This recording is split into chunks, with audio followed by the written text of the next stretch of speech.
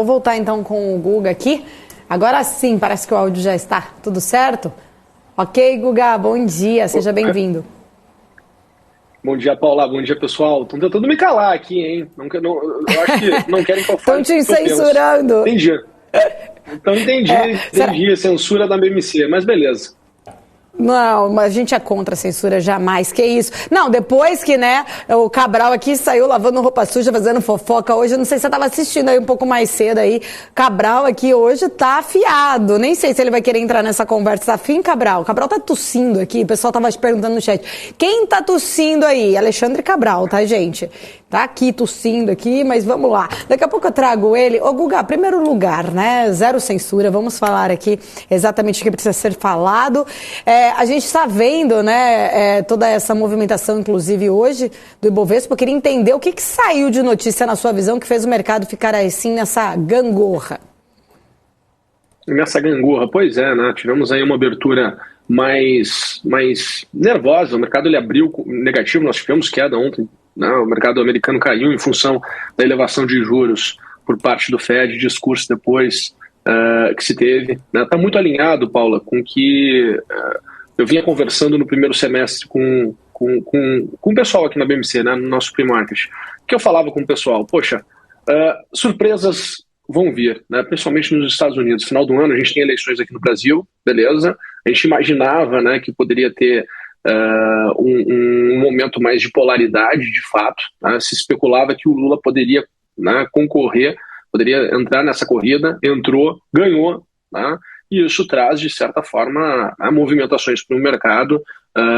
Não quer dizer que se um ou outro ganhasse, a gente teria um movimento mais direcional do nosso mercado, né? Acho que existem cenários para os dois.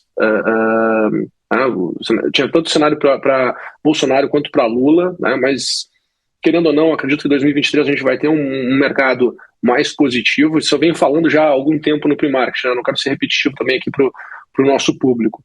Tá? Mas a gente abre hoje um mercado mais pessimista, ajustando todo o movimento que a gente teve lá fora em função da elevação de juros nos Estados Unidos, né? Em função Vamos lá, agora já não é tão mais surpresa, né? Mas a gente está com o juro nos Estados Unidos a 3,75, 4, né? E a próxima reunião de dezembro vai ter elevação de novo, né? Tudo indica que vai ter elevação de juros de novo, e depois vai ter elevações de juros de novo, e não se tem aí uma compreensão clara de quando vai parar, né? Até porque o mundo está nesse processo inflacionário, né? Em contrapartida, quando a gente olha para o Brasil, né, a gente continua com o nosso PL na nossa bolsa, né? Preço sobre lucro, né, atrativo, o que faz com que os investidores, né, fazendo toda essa movimentação que eles têm, que tem que fazer, né, de mundo, até porque a gente teve todos os problemas de Rússia, né, toda a questão de percepção de, poxa, onde a gente vai investir nos países emergentes, o Brasil, querendo ou não, é a bola da vez, né, e com tudo que o governo atual vem implementando, deixou essa bola da vez bem redonda. Então a bola está redonda para poder crescer, mesmo com a mudança de poder, né, a mudança de visão, a mudança de percepção do que é certo, o que é errado, né, porque a gente vai ver aí uma mudança muito forte de percepção. Acho que a gente dá uma guinada de 180 graus, tá? Que estava sendo feito, o que isso vai fazer. Obviamente que isso não vai tudo acontecer no dia 1º de janeiro de 2023, né? Isso vai ser um processo longo que vai sim desencadear várias incertezas, né? Mas o que o mercado hoje aposta é que, poxa, né, vai se ter medidas mais populistas e provavelmente vai se ter aí um estímulo, né, de consumo dentro da nossa economia, e alguns setores vão se beneficiar, né, outros setores não vão se beneficiar tão bem.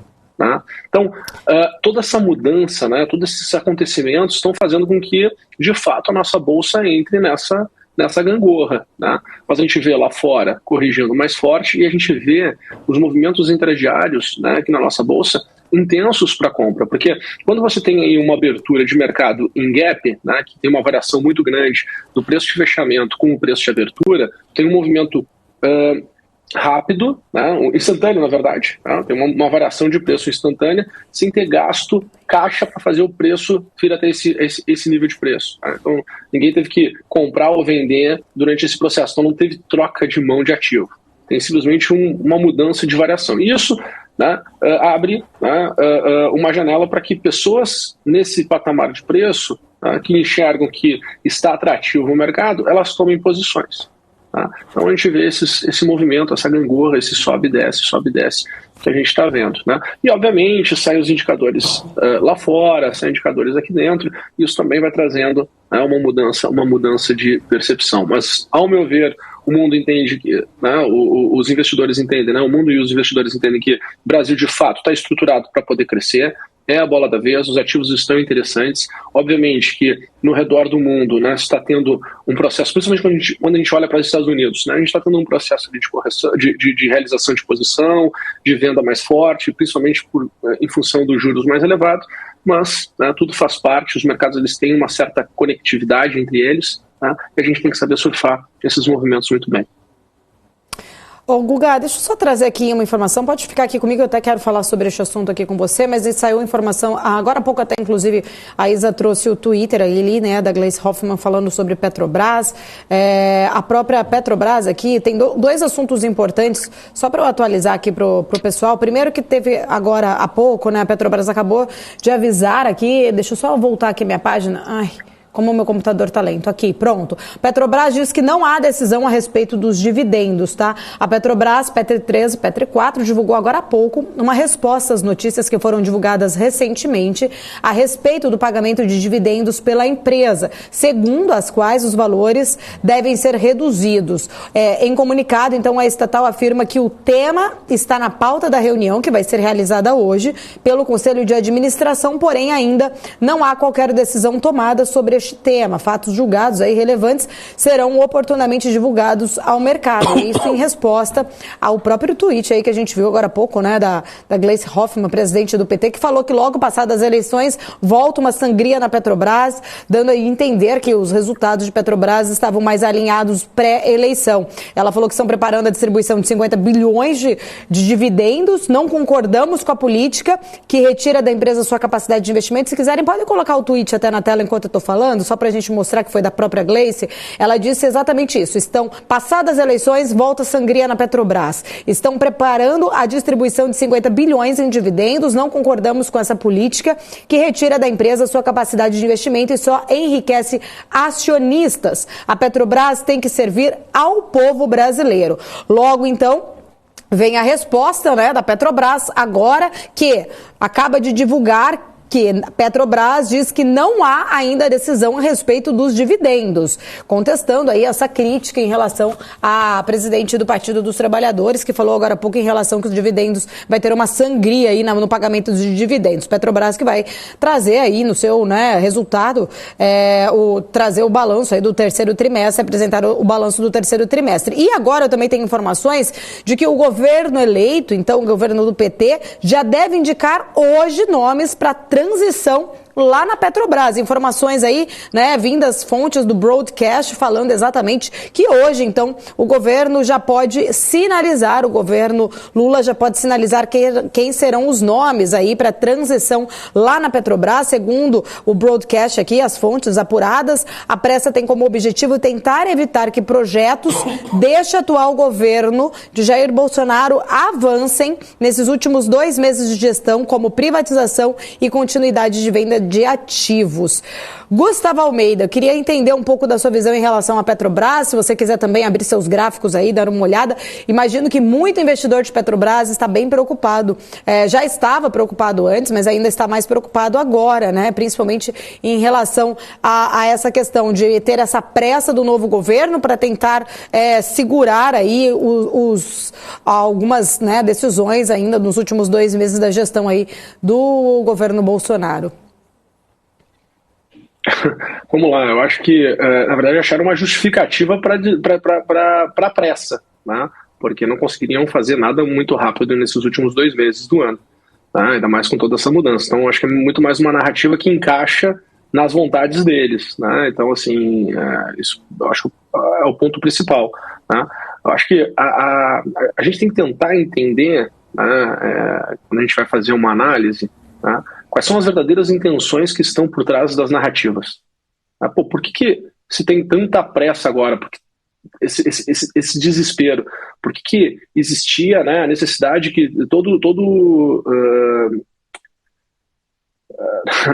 tem que pensar antes de falar, né, para não falar demais. mas algumas necessidades no período ali eleitoral, né, de aceitações, essa narrativa, enfim, para que tanta essa pressa assim exagerada, né? E parecer que essa pressa é um problema, né? Eu não enxergo dessa maneira. Isso traz, né, isso faz com que os participantes, os analistas, comecem a refletir de alguma maneira, né, o que está por vir, qual vai ser a sequência dessa pressa. Eu comentei hoje de manhã no pre-market, se a gente olha para domingo, né, quando teve ali o presidente Luiz Inácio Lula da Silva, teve ali dois discursos no mesmo dia, né, um discurso lido, que ao meu ver foi perfeito, né, muito bem desenhado, muito bem elaborado, muito bem pensado, que é o discurso utilizado pelas mídias, né, e teve depois um discurso na Avenida Paulista. Né, eu convido as pessoas a assistirem o discurso da Avenida Paulista. Por quê? Porque isso traz também sinais do que nós podemos esperar de fato, e aí, obviamente, a gente consegue entender, né, a força da oposição. A gente não pode esquecer que a gente tem um país dividido, né, que as eleições foram super parelhas, né, e isso, de certa forma, vai trazer um aumento de descontentamento por parte daquele lado que perdeu. Só que esse aumento de descontentamento, no momento que tem 50-50, né, é muita força.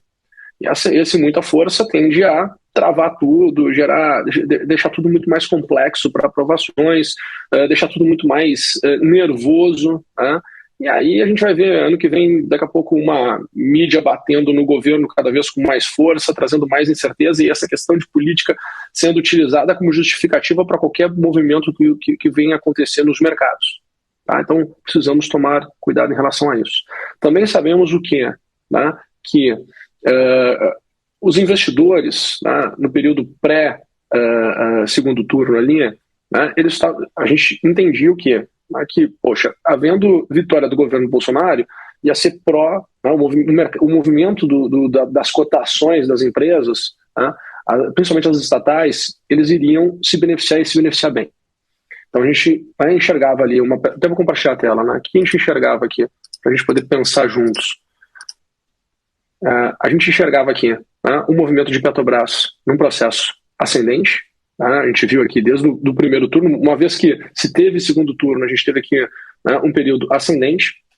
Quando a gente chega no final, né, na reta final, né, obviamente o mercado ele puxou um pouco o freio de mão. E a gente trabalhou aqui muito próximo das máximas que estávamos tendo ali em agosto. Tá? Então, a gente teve ali o mês de setembro, que foi antes do primeiro turno, um período de correção, um período de ajuste. Né? Não podemos, acho que vale a pena a gente olhar um pouco mais afastado, né? Se a gente for olhar aqui desde março de 21, né? Então a gente estava aqui com uma valorização aqui das cotações da Petrobras de 200%. Né? E aí a gente, nesse período pré-eleitoral, ali, início das eleições, início do primeiro turno, a gente estava ali num processo de correção, um processo de ajuste da Petrobras. Estávamos no mesmo nível de preço que nós estamos agora. No mesmo nível de preço que nós estávamos agora. Aonde? Na região aqui dos R$29, R$30. O que aconteceu? O fato de ter tido um segundo turno, né, e uma chance, né, para uma continuidade do atual governo, né, que seria pró esses movimentos, a gente viu o mercado, sim, tomar uma posição, né, e aí subir 28% em 15 dias. Então existia uma expectativa. O que está acontecendo agora? Né? Agora a gente está vendo que, o seguinte: aqueles que apostaram neste movimento se desfizeram de suas posições, estão se desfazendo de suas posições. E hoje tem um dia, né, um dia marcante. Nós temos um evento, tá? Um evento em cima da questão Petrobras. Obviamente que terminando esse evento, mais ajuste de posição vai se ter. E aí um movimento muito intenso amanhã vai se ter, e aí é claro que as pessoas vão falar que é em função do resultado da Petrobras, né? E aí aquela questão dos viéses comportamentais. Poxa, a informação que está disponível qual é? Essa. Ela encaixa com o comportamento do mercado? Encaixa. Então usa ela como resposta para aquilo. E aí acontece todo o problema de ineficiência, né, no processo de tomada de decisão por parte de muitos investidores. É isso que acontece. Né? O que eu estou vendo aqui? Olha, não tem movimento pequeno para a Petrobras. Né? Claro que com um Twitter desse calibre que a gente está tendo aqui agora, né, pesa na decisão dos investidores. Né? Se os investidores entrarem, né, num processo de correção mais forte, podemos ver Petrobras sim voltar aqui para a região dos 23 23,80, 23,90, que é a cotação que nós estávamos em julho deste ano. Então, tem toda uma destruição de expectativa de futuro. Certo? A gente voltaria, acho que a chance que a gente tem é voltar para esse patamar. Então, tudo que aconteceu, né, de benéfico de julho até a metade aqui de outubro, né, tudo isso se desfaz, o mercado volta para um patamar de preço dentro de um contexto que a gente estava vivendo em julho deste ano. Só que, obviamente, que toda a narrativa é construída em cima de um contexto, né, se tu for olhar, qual é o contexto que a gente vai ter aqui? A gente vai ter um contexto aqui de uma queda de quase 40% aqui da cotação da Petrobras. E aí, né, obviamente, vai se chegar num ponto, vai se falar, poxa, depois que o PT ganhou, a Petrobras, né, se isso vier a acontecer, caiu aí 40%. Então, são narrativas fortes que impactam, né, mais ainda nessa polarização que a gente está tendo de governo, e a gente tem que enxergar isso porque é um cenário totalmente possível de acontecer. Tá? A gente voltar aqui para os patamares de preço de julho deste ano, né? Só que em relação ao topo que nós tivemos de Petrobras, que aconteceu na semana passada, né, ou retrasada, a gente consegue ver aí uma possibilidade de correção de chegar, né, nesse patamar aqui de 40%. Né? Não do preço que está agora, mas sim do topo que a gente teve lá. Certo? Então, esse é o cenário que eu vejo, é uma possibilidade de continuar caindo, né, em torno de 20% da atual cotação que nós estamos agora. Débora aqui falando com você, bom dia.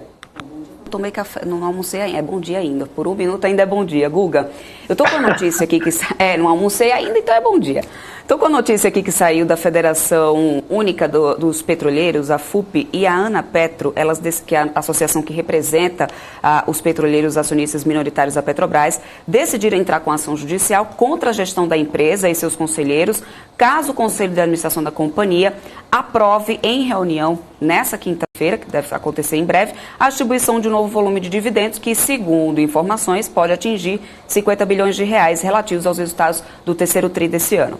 Com isso, o total de dividendos do ano vai chegar a quase 180 bilhões de reais, enquanto os investimentos realizados pela estatal em 2022 até junho somam apenas 17 bi, conforme os relatórios financeiros da própria companhia. Você estava mostrando aí já um valor de correção no gráfico da Petrobras. Se a gente tem uma mudança de definição em relação a dividendos, que a gente sabe que isso também estava favorecendo bastante aí a atuação do papel da companhia, você acha que pode buscar um outro fundo aí, diante desse cenário, mexendo em uma coisa que ultimamente tem impulsionado tanto a companhia? Com certeza, né? Com certeza. Pensa o seguinte, Débora, o que faz com que os preços eles valorizem no mercado? Né? Ter mais pessoas procurando né, o papel, menos pessoas dispostas a entregar o papel. Né? Então nós tivemos aí muitos investidores enxergando essa possibilidade, né? Tomando suas posições e mantendo suas posições, não estavam dispostos a vender o seu papel. Né? Então tem lá um grande número de pessoas mantendo essa posição, então o fluxo de venda não aumenta. Havendo essa mudança, a gente vai ter aí sim um fluxo de venda mais intenso no mercado num curto espaço de tempo, o fluxo de compra se reduzindo e reduzindo bastante, e aí sim podemos ter uma correção bem forte do papel, tá? Inclusive passando desse patamar que eu estou mostrando para vocês, que é em torno de 20% do patamar que nós estamos agora. Né? A gente teve um fenômeno assim, né? Obviamente que era outro mercado, outro setor, outro contexto, mas durante toda a alta, por exemplo, de Magazine Luiza, tinha um grande player que estava comprado e não vendia, então tinha muito menos liquidez, muito menos ativos disponíveis. No momento lá em cima, esse grande investidor, ele manteve posição em Magazine Luiza, só que ele reduziu 90% da sua posição. Quando ele reduziu 90% da posição, o mindset do investidor que detinha o papel era outro. Não era um investidor pensando no longo prazo, não era um investidor pensando em carregar o papel. Então, acabou que o ativo estava disponível no mercado, mas o mindset da pessoa que estava tomando papel e estava negociando papel era de, especulação, ou dá certa operação agora ou eu me desfaço do papel. Então, a gente viu aí o papel sofrer correções muito fortes, né? Não estou dizendo que a Petrobras vai sofrer uma correção muito, muito, muito forte, né? Até porque eu acredito que o investidor estrangeiro está bem interessado no papel da Petrobras, né? Com tudo isso que a gente viu aí, questão de movimentação do petróleo, reserva de energia e tudo mais. Então, acredito que o investidor estrangeiro está muito interessado em adquirir o papel, né? E toda essa bagunça, né, que pode vir a acontecer em função de uma mudança, como tu colocaste, né, tende a fazer o fluxo de venda aumentar, pelo menos num curto espaço de tempo, né, pelo menos no curto prazo, né, e aí a gente vai ter que ir percebendo aonde o mercado vai de novo encontrar um ponto de equilíbrio e o desafio dos próximos resultados, né, como é que vai se distribuir dos próximos resultados. Mas vai mudar absurdamente o mindset dos investidores que vão estar posicionados em Petrobras. Que a Braskem, que é um outro papel que também, de acordo já com alguns analistas, vem sofrendo já impacto dessa mudança aí, essa transição que começa agora de governo. A Braskem já tinham grandes rumores aí sobre a questão de venda da petroquímica, que tem aí parte da Novonor e parte da Petrobras. E aí, com essa indefinição sobre o que a gente vai ter pela frente do governo, a gente tem aqui, inclusive, a Braskem uma das maiores baixas do dia, 3,19% por enquanto. O papel que está aqui acumulando uma queda no ano de 42,40%. Com tanta indefinição, acredito que ela deve acompanhar também esse mesmo caminho que a gente vê aí de correção da Petrobras, né? Como que você vê aí o gráfico da Braskem? Pode chegar a desvalorizar mais ainda no ano, na tua opinião, do que a gente já tem? Tem algum outro fundo maior do que esse? Como que você vê aí a Braskem? Vamos olhar, né? A história da Braskem, como o pessoal fala, né? Dê um Google aí, né? Você vai ver e tenta entender quem são os acionistas de Braskem, né? Então tu vai conseguir entender por que poderíamos ter, quem sabe, um tipo de daqui a pouco uma correção mais intensa, tá?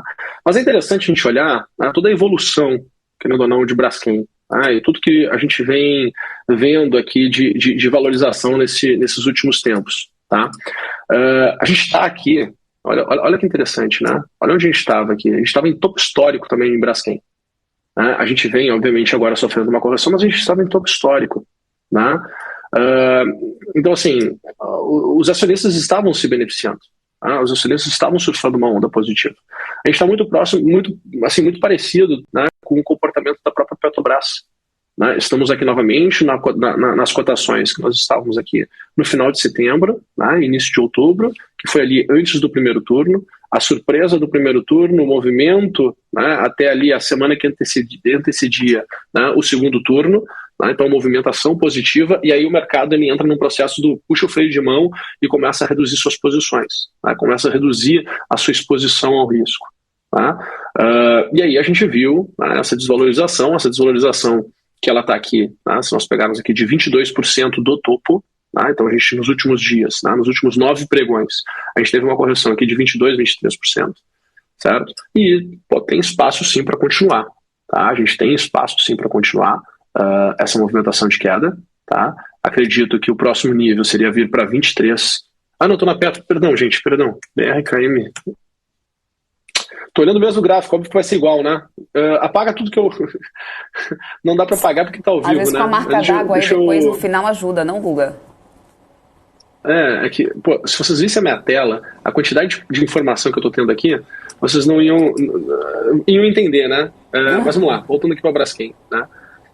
Volta, dá um corte aí, volta um pouquinho na questão dos sócios da Braskem, né? Tá. Então, eu estava olhando assim, pô, mas está muito parecido isso aqui, a cotação. A gente está vendo sim a desvalorização de Braskem, tá? 55% nos últimos 195 dias. Tá? Vimos aqui esse movimento mais forte. Tá? Na metade de outubro. Tá? E o cenário que eu vejo aqui em Braskem, se eu for olhar agora para o cenário que a gente está, seria um cenário possível, tá? De, olha só, né, ir lá para a região dos 60 reais. O movimento positivo do contexto que nós estamos agora em Braskem seria voltar lá para a região dos 60 reais. Tá? De correção, Débora, sendo bem sincero, assim, né, eu acho que mais difícil a gente vir perder aqui essas mínimas, só que as mínimas a gente está falando aqui na região de 25,50. Tá? Então, se nós olharmos para o gráfico, seria algo em torno de 20%. Né? Então, imagina, né, eu acho que está bem aberto a questão de volatilidade agora na Braskem, né? Tem um espaço aqui para ter uma volatilidade maior, né? Não é um ativo que eu estaria me posicionando agora, né? Pelo contrário, estaria zerando minha posição, estaria diminuindo muito, não estaria exposto nesse momento nesse ativo, tá? Olhando aqui para esse comportamento que tá aqui agora na Braskem, né? Porque eu acho que tem muito risco para pouco retorno. Tá? Mesmo acreditando, por exemplo, que, poxa, se der algum sinal, se der algum gatilho, dá para surfar a onda até os R$60, alguma coisa assim, pô, seria... Primeiro tem que superar a região dos 40, né? Pô, só essa região aqui dos R$40, se a gente for analisar, também é algo em torno de 20%. Então, num ambiente onde não dá para fazer nada por enquanto, né, em função dessa volatilidade que está a Braskem aqui e essa janela de potencialidade, só por essa questão, né, a gente consegue ver que a relação de risco-retorno não é tão interessante assim. Né? A relação de risco-retorno não é tão interessante assim. Tá? Mesmo tendo um grande potencial para poder ter de movimentação de alta. Né? Então, assim, quando tu não tem uma grande relação de risco-retorno, o que acontece? Né? Tu não consegue fazer uma grande exposição do capital. Então, é muito mais um ativo que vale a pena ficar acompanhando, né? E é um ativo que vai dar notícia do que um ativo que, de fato, vale a pena a gente estar expondo um percentual da nossa carteira. Porque, no final, né, a carteira ela tem que se rentabilizar, ela tem que se potencializar. Né? Se tu tem um ativo que a relação de risco-retorno ela não está atrativa, né, não faz muito sentido tu estar tomando posição.